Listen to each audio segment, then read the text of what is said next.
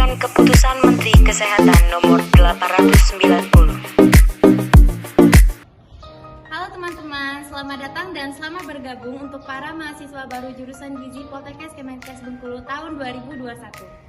Nah, baiklah di sini kakak akan ngajak kalian keliling-keliling jurusan nih. Nah, untuk kalian yang kepo, yuk ikutin kakak. Nah, adik-adik, sebelum kita memulai aktivitas kita di jurusan, kita akan mencuci tangan di fasilitas yang telah disediakan.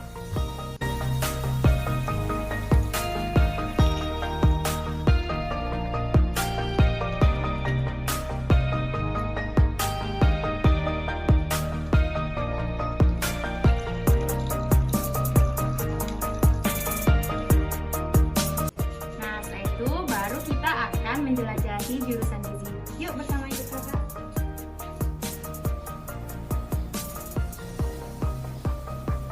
Nah, adik-adik sekalian, untuk ruangan yang pertama itu adalah ruangan pengelola. Yuk kita masuk.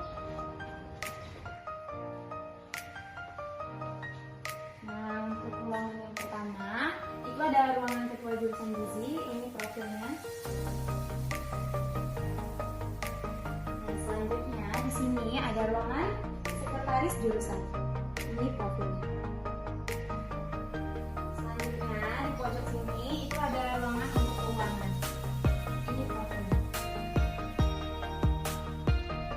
Nah, selain itu di sini juga ada ruangan untuk kemahasiswaan. Ini profilnya. Dan juga di sini ada ruangan untuk kepegawaian umum. Ini profilnya. Nah, kita selesai untuk ruangan yang pertama. Selanjutnya kita kepoin lagi ruangan yang berikutnya. Ayo.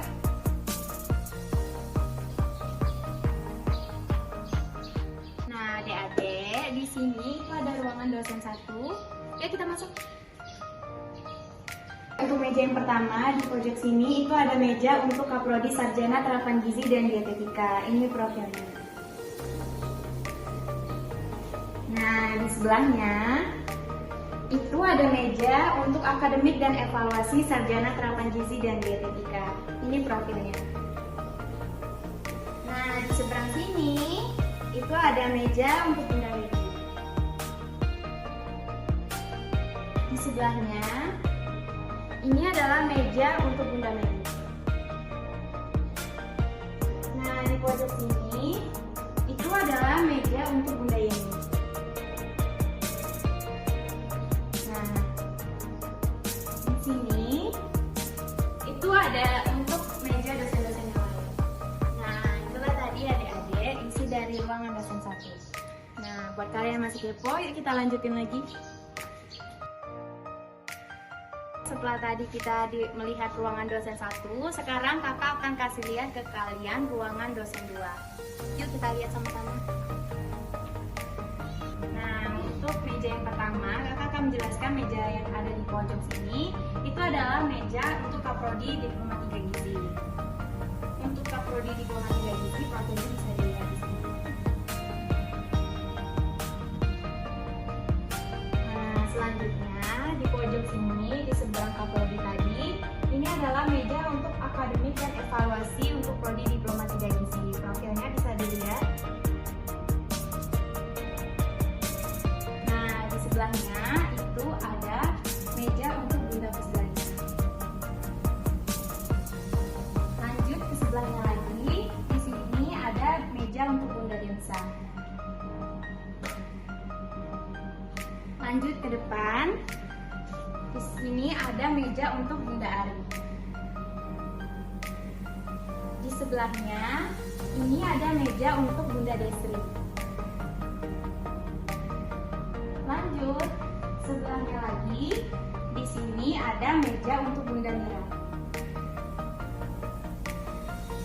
Di pojok sebelah sini, itu kalian biasanya untuk meminjam alat selama pembelajaran. Nah, di sini di lemari ini itu isinya ada infocus dan kabel panjang yang akan digunakan selama kita belajar mengajar di ruangan kelas.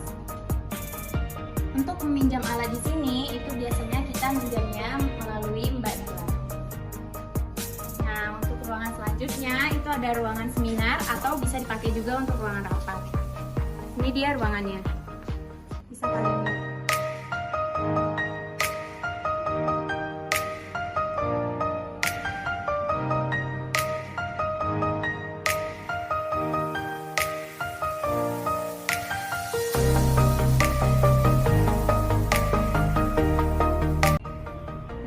Di sini itu ada lapangan yang biasanya kita gunain untuk apel bersama jurusan gizi. Nah, adik-adik, untuk di bagian sebelah sini itu ada ruangan pantry gizi. Nah, di sebelah kanan kakak itu ada toilet untuk dosen pria. Nah, di sebelah kirinya itu ada toilet untuk dosen wanita. Nah, untuk adik-adik yang masih kepo, apalagi untuk ruangan belajarnya, sekarang kakak bakal nunjukin ke kalian ruangan belajar untuk prodi D3. Yuk kita ke atas.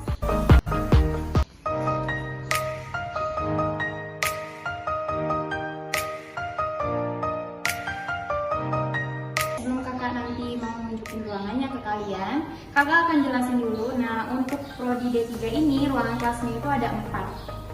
Biasanya disebut ruangan 1, 2, 3, dan 4. Nah, untuk bentukan ruangan kelasnya, yuk kita kepoin sama-sama.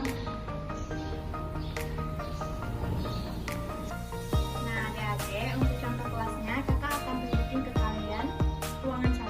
Yuk kita masuk. Nah, inilah ruangan 1, ruangan kelas belajar prodi D3.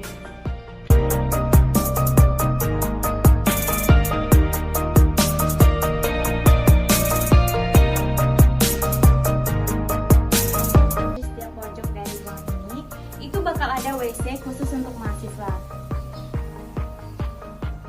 Nah, ini salah satu contoh WC khusus untuk mahasiswa. Jadi, WC ini bukan cuma ada di pojok ini, tapi nanti akan ada juga di ujung sebelah sana. Yuk kita kepoin yang lain. Nah, adik-adik, di atas ini itu bukan cuma ada ruang kelas aja nih. Nah, di sini juga disediakan area untuk membaca. Nah, di sini kalian bisa membaca buku-buku yang sudah disediakan.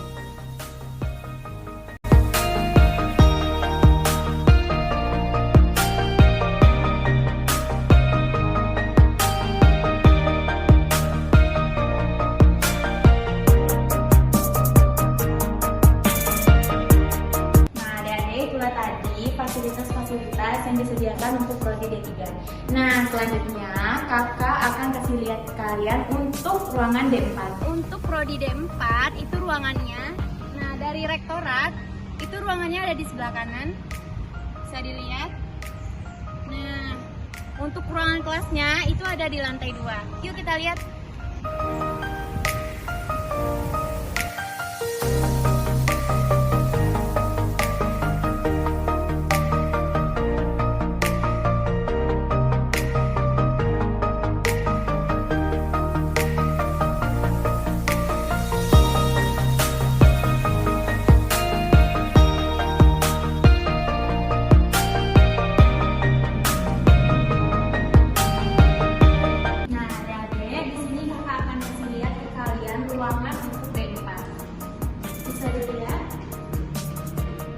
Ini ruangan pertama, ruangan kedua. Nah, di sini ada ruangan ketiga. Nah, di sebelah sini itu ada ruangan untuk referensi karya tulis ilmiah dari tahun 2015 sampai 2019. Nah, adik-adik, di pojok sini setelah naik tangga tadi, di sini ada toilet untuk mahasiswa. Di sini sudah disediakan 2 toilet untuk mahasiswa. Di sini toiletnya bisa untuk laki-laki dan bisa juga untuk perempuan. Setelah kita kepoin tadi ruangan kelasnya, sekarang kakak akan kasih lihat ke kalian parkiran khusus untuk gedung D4. Yuk kita ke bawah.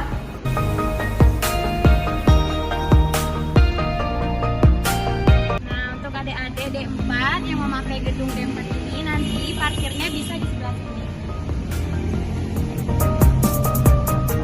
Nah, itulah tadi adik-adik, buat yang kepo bagaimana sih gedung D4 atau gedung yang biasanya kita sebut gedung Arazi ini. Nah, selanjutnya setelah kita dari gedung ini, kita akan menjelaskan bagian yang paling penting, yaitu adalah lab. Yuk kita kepoin. Nah, adik-adik, dari plaza sebelah kiri itu adalah lab. Yuk kita kepoin labnya.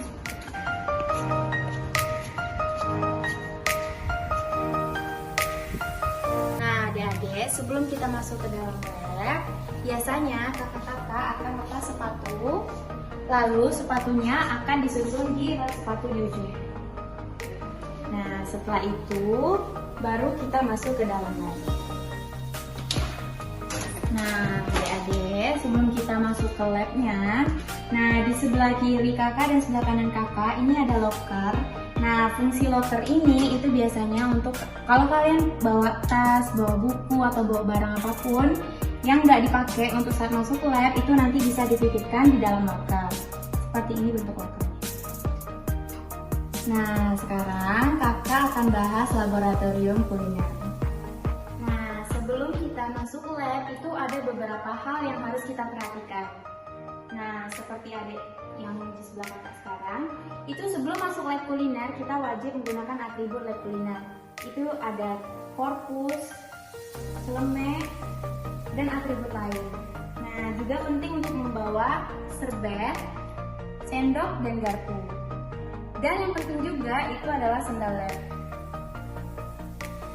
Nah, hal yang harus diperhatikan juga oleh kita sebelum masuk ke lab itu adalah kuku harus dalam keadaan bersih dan rapi. Nah, baiklah, itu tadi syarat-syarat untuk masuk ke lab laboratorium kuliner. Nah, selanjutnya pasti adik-adik sekarang lagi kepo. Gimana sih bentuk laboratorium kuliner? Nah, jika kepo, yuk kakak ajak lihat. Ini dia laboratorium kuliner jurusan gizi.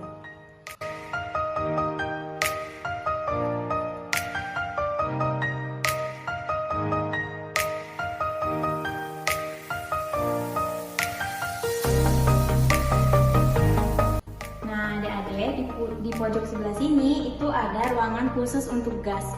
Nah, untuk adik-adik yang mau masak nanti ngambil gasnya ada di sini ya. Bisa dilihat.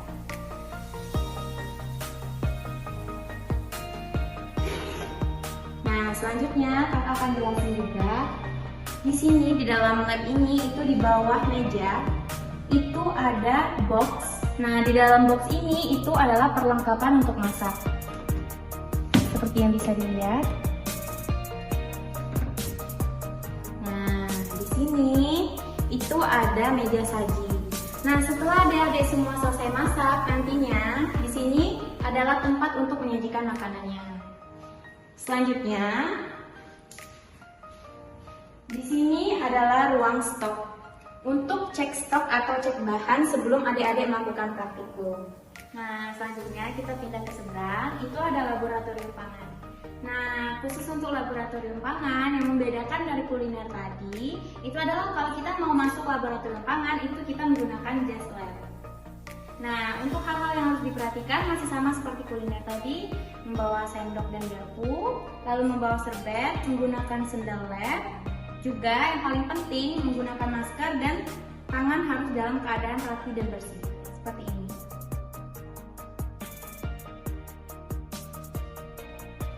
Nah, itulah tadi persyaratan-persyaratan sebelum masuk lab pangan. Nah, sekarang kakak akan tunjukin ke kalian bagaimana sih bentuk laboratorium pangan. Nah, inilah dia laboratorium pangan jurusan gizi.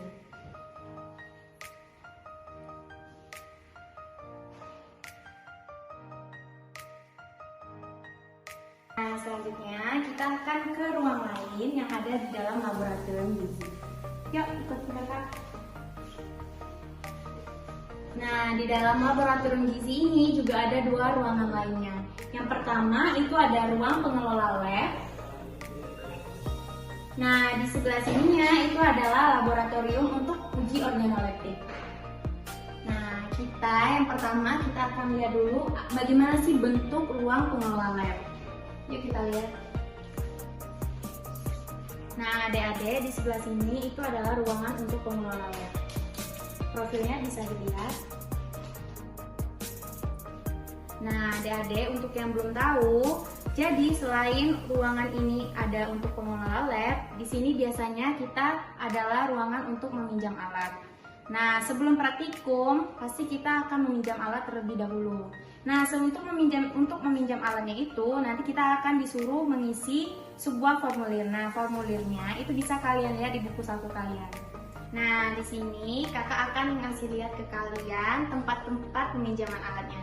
Nah, di sebelah sini itu adalah tempat-tempat peralatan masaknya. Contohnya seperti ini, ada magicom. Nah, di seberangnya itu ada khusus untuk gelas-gelas. Di sebelah sini adalah kulkas. Nah, biasanya di sini kita menyimpan barang basah. Jadi untuk adik-adik yang punya bahan basah seperti buah, sayur, ikan atau dan lain-lain bisa dititip di dalam sini. Nah, selanjutnya di sini ada tempat blender jus biasanya di sini. Nah, selanjutnya ke ruangan di dalamnya. Nah, di ruangan dalam ini di sebelah sini itu adalah tempat blender. Bisa untuk blender daging dan lain-lain. Nah, di sebelah sini itu untuk piring-piringan. Nah, untuk yang lemari sebelah sini itu ada gelas ukur dan ada mixer. Selanjutnya kita ke bagian sebelah sini. Di bagian sebelah sini itu ada mangkuk. Mulai dari mangkuk kecil, sedang, sampai besar. Di sebelah sini itu khusus saringan. Nah, untuk yang di kulkas yang ini itu adalah kulkas khusus untuk barang-barang yang disimpan dalam keadaan beku. Nah, adik-adik, sebelum kita meminjam alat itu biasanya setiap kelompok atau setiap individu wajib menggunakan keranjang untuk mengambil alatnya masing-masing. Nah, itulah tadi isi dari ruang pengelola lab. Selanjutnya kita kepoin yang lain ya. Nah, Dek, di seberang ruang pengelola lab itu adalah ruangan laboratorium organoleptik. Nah, di ruangan laboratorium organoleptik ini nanti biasanya di sini tempat kita duduk bersama dosen untuk menguji organoleptik suatu bahan makanan. Seperti inilah ruangan.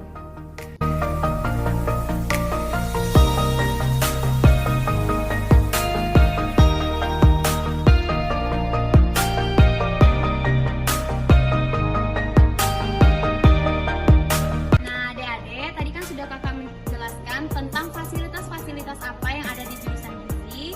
Sekarang kakak akan bahas organisasi apa yang ada di jurusan gizi.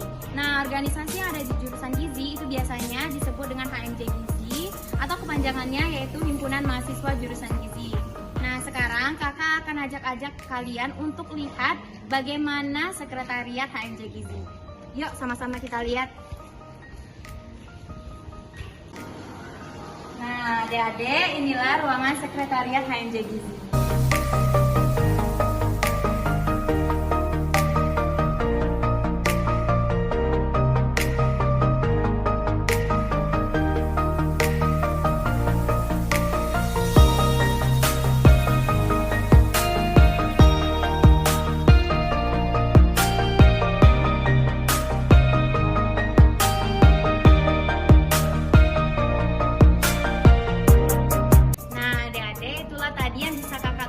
Dan kasih lihat ke kalian seputar jurusan gizi. Tapi tentunya kalian pasti masih kepo kan? Nah, untuk yang masih kepo, kita doain semoga pandemi COVID ini cepat berakhir sehingga kita sama-sama bisa menikmati fasilitas-fasilitas yang ada di jurusan gizi. Terima kasih untuk adik-adik yang sudah menonton.